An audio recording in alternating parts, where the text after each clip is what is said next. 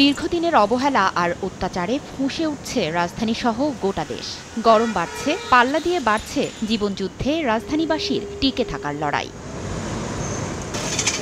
যুগ যুগ ধরে গাছ কেটে বড় বড় ইমারত বানিয়ে মানুষ হেসেছে বিজয়ের হাসি। আজ যেন সময় এসেছে ঋণ শোধের। প্রকৃতির কাছে মানুষ অসহায়। তীব্র দাবদাহে অসহনীয় হয়ে উঠেছে জনজীবন। দেশের সর্বোচ্চ তাপমাত্রা ৪৪ ডিগ্রি ছুঁই ছুঁই।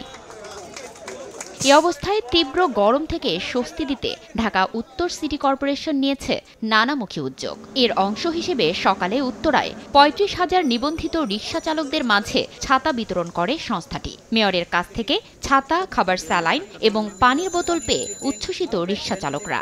এখানে স্যালাইন দিতেছে, পানির বোতল দিতেছে, আবার ছাতা দিতেছে। রোদের কারণে এক জায়গায় জিরা গাড়ি চলাবা বা যে কোনো রেস্টে নিবা, এই জন্য আজকে আমরা সাহায্য পাইতেছি, অনুদান পাইতেছি। রোদের মধ্যে গাড়ি চালাতে খুব কষ্ট হয়, আর উনি এটা বিচার বিবেচনা করে আমাদের একটা ছাতা দিছে, যাতে করে আমরা রোদের মধ্যে গাড়ি চালায় সুবিধা পাই, ছায়া পাই।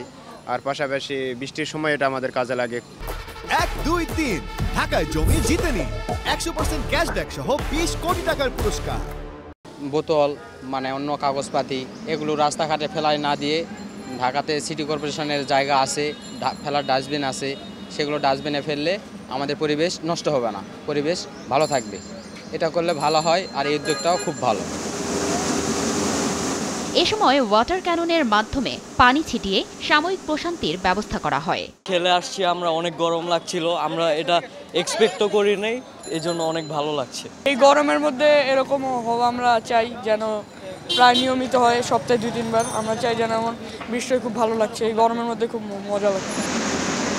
তীব্র দাবদাহে যখন মানুষের ওষ্ঠাগত প্রাণ, ঠিক তখনই ঢাকা উত্তরা 4 নম্বর সেক্টরে ৩৫,০০০ রিকশা চালকদের মধ্যে একটি করে ছাতা, 12টি করে স্যালাইন এবং এছাড়াও একটি করে পানির বোতল বিতরণ করা হচ্ছে। এবং পুরো এই সেক্টরটি জুড়েই কিন্তু ওয়াটার ক্যাননের মাধ্যমে পানি ছেটানো হচ্ছে, যাতে মানুষ একটুখানি স্বস্তি পায়, গরমে একটুখানি সহনীয় অবস্থায় পৌঁছায়। এজন্যই কিন্তু এই আয়োজন।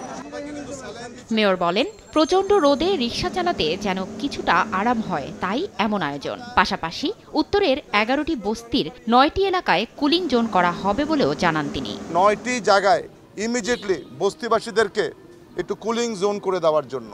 কুলিং জোনটা কিভাবে হবে?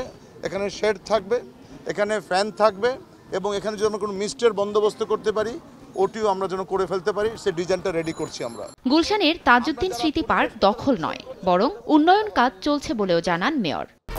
1, 2, 3 ঢাকায় জমি জিতে নিন 100% ক্যাশব্যাক সহ 20 কোটি টাকার পুরস্কার।